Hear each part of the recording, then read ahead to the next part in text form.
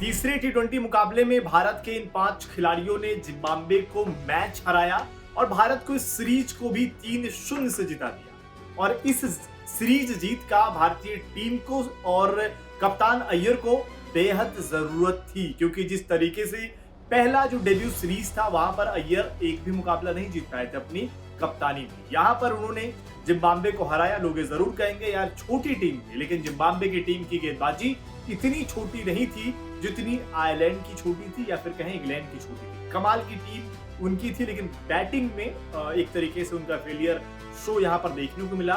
लेकिन भारत की तरफ से वैभव सूर्यवंशी, रिंकू सिंह, श्रेयस अय्यर ने कमाल का प्रदर्शन किया। वैभव सूर्यवंशी ने इस मुकाबले में 81 रनों की पारी खेली और एक बार खुद को साबित किया और जवाब भी दिया कि वैभव सूर्यवंशी जो है वो अब सीनियर टीम इंडिया के लिए पूरी तरीके से रेडी है। वहीं रिंकू सिंह को मौका दिया गया इस सीरीज में। आखिरी में आकर उन्होंने 25 रन की एक कमाल की पारी खेली और उस पारी से ये साबित उन्होंने भी किया कि देखिए टीम इंडिया में जो फिनिशर की बात होती है उसमें रिंकू क्यों इस टीम के लिए बेहद जरूरी हो जाते हैं, क्योंकि उनका टीम में रहना कहीं ना कहीं वो जो निचले क्रम में अगर विकेट जल्दी गिर गया हो उसको संभालना या तेजी से रन बनाना, इन दोनों जगहों पर काफी ज्यादा इंपॉर्टेंट हो जाता है।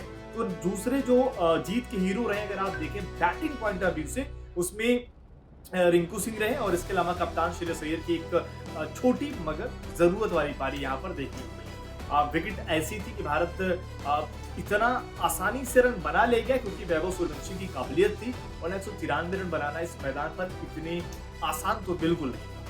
उसके अलावा वैभव सूर्यवंशी के अलावा अगर आप देखें अभिषेक शर्मा एक बार पूरी तरीके से फ्लॉप रहे, और यही भारत के लिए सबसे बड़ा कंसर्न रहा इस सीरीज का कि 3 मुकाबलों में अभिषेक शर्मा लगातार फ्लॉप हुए हैं। इन तीनों मुकाबलों में उनके बल्ले से रन नहीं आए हैं और यही कारनामा पिछली सीरीज में भी था। यहाँ पर अगर आप देखें अभिषेक शर्मा का, वहां पर भी एक पारी आती है फिर लगातार फ्लॉप गए।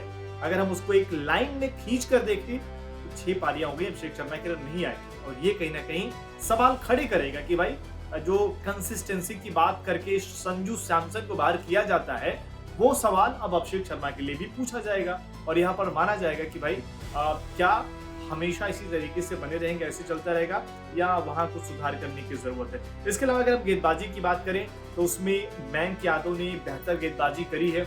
इसके अलावा अगर आप देखेंगे चाहे अशोक शर्मा, यश ठाकुर, सभी ने गेंदबाजी यहाँ पर बेहतर करी है। सूर्यांश को भी गेंदबाजी का मौका मिला, अभिषेक शर्मा को गेंदबाजी का मौका मिला, और यही सबसे प्लस पॉइंट रहा सूर्यांश की गेंदबाजी नहीं बल्कि अभिषेक शर्मा की गेंदबाजी।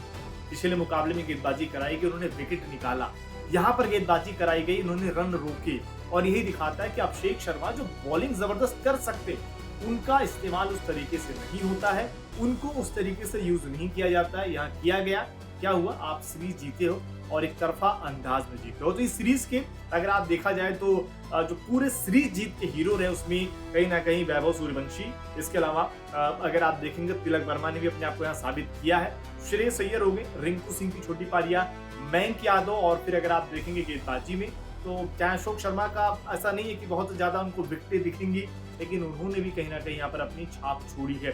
इसके अलावा अशोक शर्मा के अलावा देखिए बहुत ट्रोलिंग तो हुई थी यश ठाकुर की, पर यश ठाकुर भी अगर आप देखें तो शार्दुल ठाकुर वाली ही क्वालिटी है।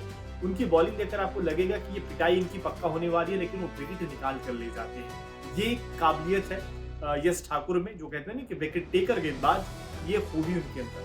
अब आपको क्या लगता है कि सीरीज के जो हीरो रहे जीत के कौन कौन से हैं? कमेंट करके अपनी राय जरूर।